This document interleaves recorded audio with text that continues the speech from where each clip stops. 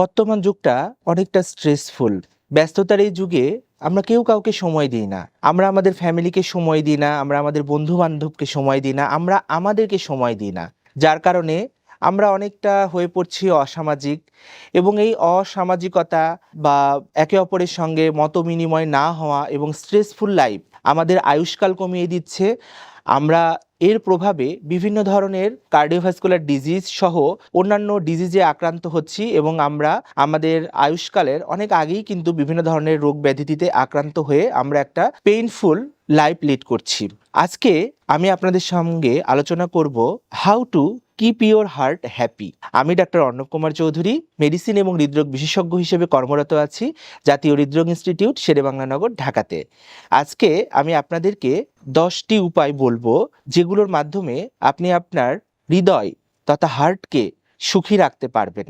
বর্তমান সময়টা অনেক স্ট্রেসফুল। বর্তমান সময়ে আমরা সব সময় চেষ্টা করি আমি কিভাবে আমার বন্ধুর আগে যাব, কিভাবে আমি এত টাকা ইনকাম করব, কিভাবে আমি খুব কম সময়ে অনেক বেশি সফলতা অর্জন করব। এগুলো করতে গিয়ে আমরা নিজের মধ্যেই নিজেকে হারিয়ে ফেলছি এবং এই স্ট্রেসফুল জীবনযাত্রার মধ্য দিয়ে আমরা আমাদের অকাল মৃত্যুকে বরণ করছি। আমরা সবাই অজানা একটা দৌড় প্রতিযোগিতায় লিপ্ত। এই দৌড় প্রতিযোগিতার কখন যে আমরা হঠাৎ করে আমাদের জীবনযাত্রায় আমাদের জীবন পথে হোঁচট খেয়ে পড়ে যাচ্ছি সেটা কিন্তু আমরা কখনোই টের পাই না। তো আজকে আমি আপনাদের সঙ্গে 10টি উপায় শেয়ার করব যার মাধ্যমে আমরা আমাদের হৃদয়কে তথা হার্টকে সুখী রাখতে পারবো। প্রথমটি হলো অ্যাপ্রোপ্রিয়েট স্লিপ, পর্যাপ্ত ঘুম। অবশ্যই আমাদেরকে সারাদিনের 24 ঘন্টায় একটা নির্দিষ্ট পরিমাণ ঘুমাতে হবে। সেটি হলো 7 থেকে 8 ঘন্টা। 7 থেকে 8 ঘন্টা এটা একবারে ঘুম হলে বেশি ভালো হয়, অথবা বিভিন্ন স্লটেও করা যেতে পারে।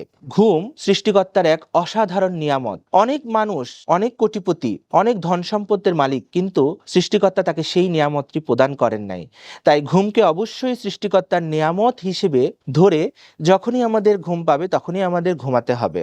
ঘুমানোর মাধ্যমে আমাদের মস্তিষ্ক থেকে বিভিন্ন ধরনের পজিটিভ হরমোন নিঃসৃত হয় এবং আমাদের বিভিন্ন ধরনের স্ট্রেসফুল হরমোনগুলোর পরিমাণ কমিয়ে দেয়। দ্বিতীয়টি হলো উপযুক্ত ওজন। আমাদের প্রত্যেকেরই হাইট অনুযায়ী একটা নির্দিষ্ট ওজন আছে। এটা আমরা বিএমআই, বডি মাস ইন্ডেক্সের মাধ্যমে সহজেই ক্যালকুলেশন করতে পারি। আমাদের বডি ওয়েটকে যদি আমাদের হাইটকে মিটারে কনভার্ট করে তার স্কোয়ার দিয়ে ভাগ করি তাহলে আমরা আমাদের বিএমআই পাবো। আমাদের বিএমআই যদি 18.5 থেকে 25-এর মধ্যে থাকে তাহলে ধরে নিতে হবে এটা আমাদের স্বাভাবিক ওজন। এবং স্বাভাবিক ওজনের জন্য যেই নিয়মগুলো আছে এটা আমার অন্য একটি ভিডিওতে আমি আপনাদেরকে বলে দিব। স্বাভাবিক ওজনের জন্য চেষ্টা করতে হবে। 3 নম্বর উপায়টি হলো রেগুলার ফিজিক্যাল অ্যাক্টিভিটি।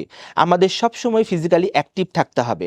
আমাদের সবসময় কোনো না কোনো কাজের মধ্যে থাকতে হবে। সেটা হোক না কোনো ছোট কাজ, হোক না কোনো বড় কাজ। অর্থাৎ সবসময় আমাদের এনার্জি এক্সপেন্ডিচার করতে হবে। অর্থাৎ আমরা সারাদিনে খাবার দাবারের মাধ্যমে যে এনার্জিটা গেইন করছি সেটাকে খরচ করতে হবে। আমরা যদি কোনো একটা জায়গায় দাঁড়িয়ে থাকি সেখানেও কিন্তু আমাদের এনার্জি লস হয়। আমরা যদি কথা বলি সেখানেও কিন্তু এনার্জি লস হয়। আমরা যদি একটা মানুষের সঙ্গে কোথাও ঘুরতে যাই সেখানেও কিন্তু এনার্জি লস হয়। অর্থাৎ একটা ফিজিক্যাল অ্যাক্টিভিটি হয়। বিভিন্ন ধরনের ফিজিক্যাল অ্যাক্টিভিটিগুলোর মধ্যে কিছু আছে অ্যারোবিক এক্সারসাইজ, কিছু আছে অ্যানারোবিক এক্সারসাইজ। এক্সারসাইজ সংক্রান্ত বিভিন্ন তথ্য আমি আমার অন্য একটা ভিডিওতে আপনাদেরকে প্রদান করার চেষ্টা করব। তবে জোরে হাঁটা, সাঁতার কাটা অথবা সাইকেল চালানো উত্তম ফিজিক্যাল অ্যাক্টিভিটি।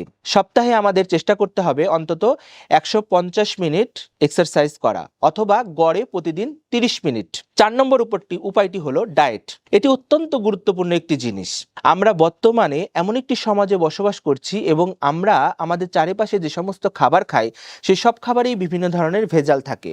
তাই আমাদের ডায়েটটাকে একটা রেগুলারাইজ প্যাটার্নে নিয়ে আসতে হবে এবং আমাদেরকে একটা প্লেট মডেল অনুসরণ করে সকালে, দুপুরে এবং রাতে খেতে হবে। ডায়েট সংক্রান্ত আমার একটি বিস্তারিত ভিডিও পরবর্তীতে আমি আপনাদেরকে দিয়ে দিব। তো একটা কথা আছে, সকালে খাও রাজার মতো, দুপুরে খাও রাজপুত্রের মতো, আর রাতে খাও ভিখারির মতো। কিন্তু আমাদের বাঙালিদের ক্ষেত্রে প্রবাদ প্রবচনটা ঠিক উল্টো। সকালবেলা আমরা খাই ভিখারির মতো, দুপুরে খাই রাজপুত্রের মতো, আর রাতে খাই রাজার মতো।